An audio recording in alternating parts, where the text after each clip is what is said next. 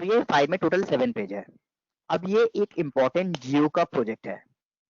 तो इम्पोर्टेंट जियो का प्रोजेक्ट किसी ने बनाया और आप उस कंपनी में मैनेजमेंट में एक इम्पोर्टेंट पर्सन हो। तो मैनेजमेंट ने वो जियो का प्रोजेक्ट जो है वो आपको हैंडओवर कर दिया। अब बोला कि आप ये जियो का प्रोजेक्ट जो नया बना है इसको आप अच्छा से देखो, जहाँ पे स्पेलिंग मिस्टेक या फिर कोई चेंजेस होगा आप उसको करो, और सारा कुछ पढ़ के चेक करके ठीक ठाक करके आप उसे हमें रिटर्न देना। 1 वीक के बाद 10 डेज के बाद अपने रिटर्न देना। तो यहाँ पे तो 7 पेज है। हो सकता है आपको जो प्रोजेक्ट मिला है वो 70 पेजेस का एक प्रोजेक्ट है। तो 70 पेजेस को क्या आप एक ही बार में चेक कर लोगे पूरा? पॉसिबल नहीं है। तो हम लोग 2 दिन 3 दिन 4 दिन में करके चेक करेंगे। तो फर्स्ट डे आप लोगों ने चेक किया, स्टार्ट किया, जहां जहां पे जो भी मिस्टेक था उसको चेक किया, और चेक करने के बाद आपने देखा पेज नंबर 3 का, पेज नंबर 3 का ये फर्स्ट पैराग्राफ तक आपका कंप्लीट हुआ। पेज नंबर 3 का ये जो साइड बार ऑप्शन है यहां तक आपने कंप्लीट किया। तो फर्स्ट डे आपने पेज नंबर 3 का साइड बार ऑप्शन तक कंप्लीट कर लिया।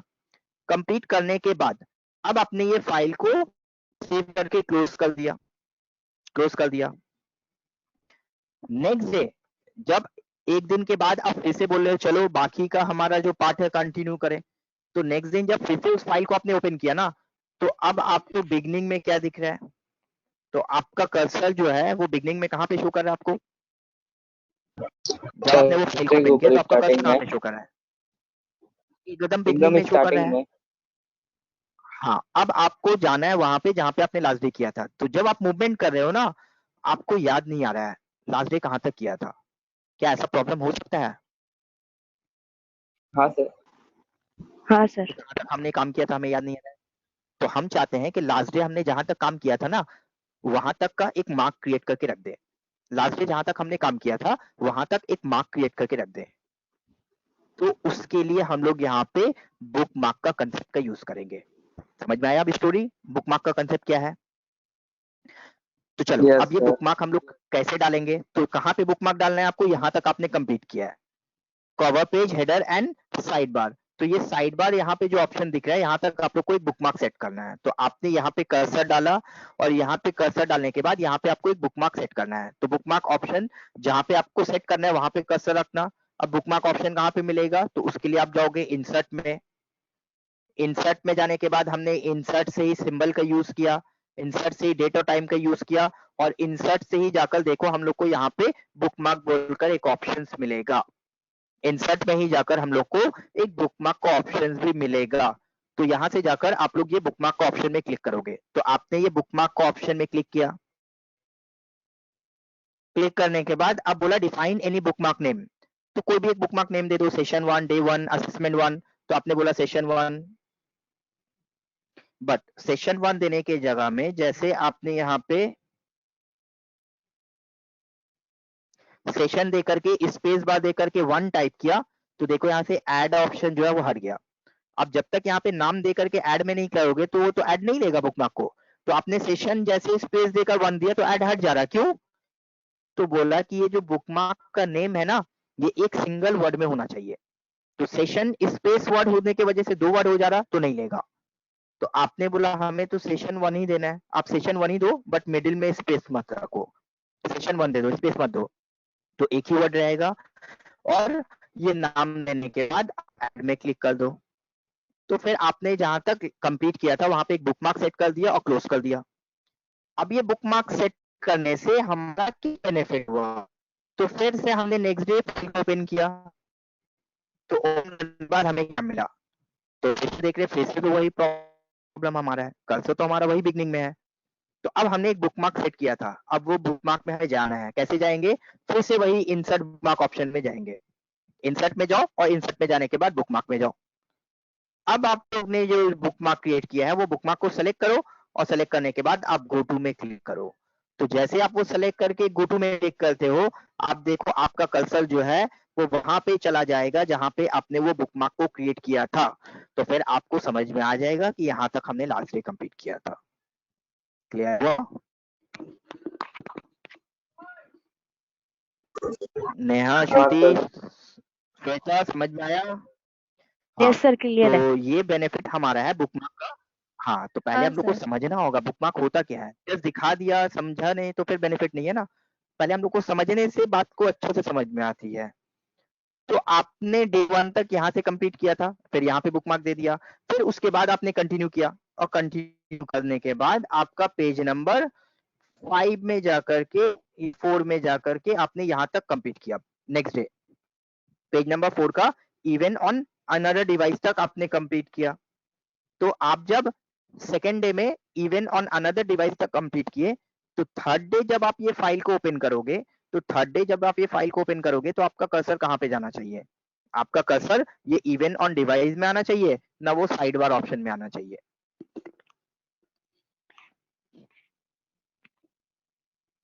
बस 2 दिन तक आपने यहाँ Even पे on किया था। another.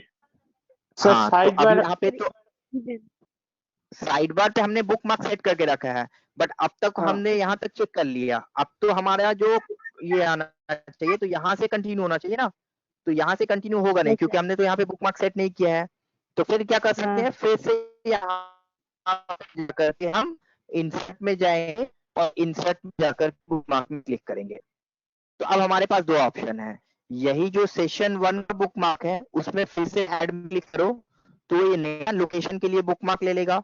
नहीं तो फिर आप यहाँ पे जाकर के एक अलग बुक मार्क नाम दे दो। हर एक दिन के लिए अलग book name, session 1, session 2, session 3, एक-एक दिन के लिए अलग-अलग बुक मार्क नेम दे दो और ऐड कर दो। तो हर एक दिन के लिए वो अलग-अलग एक बुक मार्क क्रिएट कर देगा। तो अब आप जिस बुक मार्क में जाना चाहते हो, जा सकते हो। आप बुक मार्क में जाते हो, आपको 2 बुक मार्क दिखता है। आप पहला वाला बुक मार्क में जाते हो, आप गो टू में क्लिक करो, तो पहला वाला बुक मार्क में ले जाएगा आपको। दूसरा बुक मार्क मूव करना चाहते हो, तो दूसरा दिन का बुक मार्क में आप क्लिक करो और क्लिक गो टू में क्लिक करो, तो दूसरे दिन का बुक मार्क में ले जाएगा वो आपको। तो this is the benefit of book mark. Clear है सारे को? Yes sir. Yes, sir. चलिए आज का नेक्स्ट और लास्ट टॉपिक हाइपरलिंक। बहुत ही इंपॉर्टेंट टॉपिक है हाइपरलिंक। अच्छे से समझो इसका यूज क्या हो सकता है। तो हाइपर को कुछ समय के लिए भूल जाते हैं, लिंक को याद रखते हैं।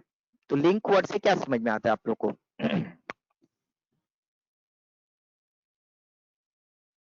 दो चीज को जोड़ना। लिंक वर्ड से क्या समझ में आता है?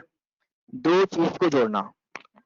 ठीक है, और थोड़ा सा क्लियर करेंगे, और क्लियर अगर कोई कर पाते हो तो।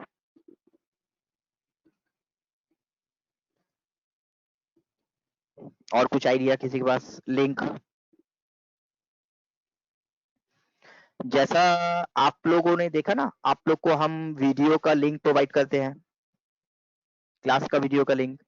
तो लिंक में क्लिक करते ही आप लोग वो लिंक को फॉलो करते करते वो वीडियो पे चले जाते हो। आप लोग जेट यस का सर। साइट ओपन करना चाहते हो, तो जेट का साइट में लिंक करने चले जाते हो। तो यहाँ पे वर्ड एक्सेल में इसका लिंक का क्या यूज है भाई? तो वर्ड एक्सेल में हाइपर लिंक का यूज क्या है ना, कि हम लोग यहाँ पे वर्ड एक्सेल के थ्रू एक फाइल को दूसरे फाइल के साथ लिंक कर सकते हैं, एक फाइल को दूसरे पिक्चर के साथ लिंक कर सकते हैं, डॉक्यूमेंट के साथ लिंक कर सकते हैं। तो ये हमारा एडवांटेज है। ठीक है, तो फॉर एग्जाम्पल ये जो जियो का प्रोजेक्ट है ना, ये जियो का प्रोजेक्ट में आपको प्रोजेक्ट तो दिया गया वर्ड में, प्रोजेक्ट तो दिया गया वर्ड में, बट इसका जो सारा डिस्क्रिप्शन है ना, वो सारा डिस्क्रिप्शन जो है वो एक्सेल में दिया गया है। तो ये जो वर्ड फाइल है, इसी से रिलेटेड एक और भी एक्सेल फाइल है जो सबसे में यूज में आता है आपको। तो आपने बोला कि जब भी हम लोग ये वर्ड फाइल को ओपन करते हैं ना, हमें वो एक्सेल फाइल का भी यूज आता है। तो वर्ड अलग जगह सेव किया हुआ है, एक्सेल अलग जगह सेव किया हुआ है, तो बहुत ढूंढ करके आप लोग को एक्सेल फाइल निकालना पड़ता है। অনেক ডিফারেন্ট লোকেশনে আমরা সেভ করে রেখেছি, তো এক্সেল ফাইল কোথায় সেভ করে রেখেছি আমাদেরকে খুঁজে বের করতে হয়। তো আমরা চাইছি যে আমরা এই ওয়ার্ড ফাইলটাকে ওই এক্সেল ফাইলের সাথে লিংক করে দিতে চাইছি। हम लोग ये वर्ड फाइल को वो एक्सेल फाइल के साथ लिंक कर देंगे। तो वर्ड में हम काम कर रहे हैं, अब जब भी हमें वो एक्सेल का रिक्वायरमेंट होगा, हम ये वर्ड का लिंक में क्लिक करेंगे, वो खुद से हमें एक्सेल फाइल ओपन करके दे देगा। एक्सेल फाइल सर्च करने की, ढूंढने की जरूरत नहीं है। तो हम यहाँ पे क्या बोल रहे हैं, ये एक वर्ड फाइल को दूसरा किसी वर्ड फाइल के साथ लिंक करना, ये वर्ड फाइल को दूसरा किसी एक्सेल के साथ लिंक करना, पावर पॉइंट के साथ लिंक करना, किसी पिक्चर के साथ लिंक करना। तो इस तरह से जाकर हम लोग एक फाइल को दूसरे फाइल या फोल्डर या पिक्चर के साथ लिंक करना चाहते हैं।